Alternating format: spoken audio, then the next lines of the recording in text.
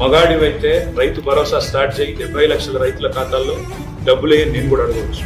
మగాడివైతే Mahalakshmi start చేయి, 1,67,00,000 మంది ఆడబిడ్డలు ఉన్నారు, వీళ్ళకి 2,500 ఇస్తానన్నాం, స్టార్ట్ చేయి, నేను కూడా అడగవచ్చు. నేను ఇవన్నీ అవనట్లేదు. ఒక్క సీట్ అయినా గెలవము అనే మాట మాట్లాడే కదా.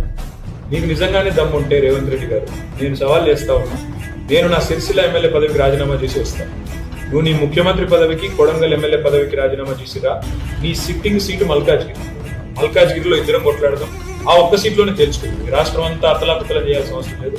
ఆ ఒక్క సీట్లోనే నేను వస్తాను మా పార్టీ తరఫున, నీ తరఫున నువ్వురా, నీ కాంగ్రెస్ పార్టీ తరఫున.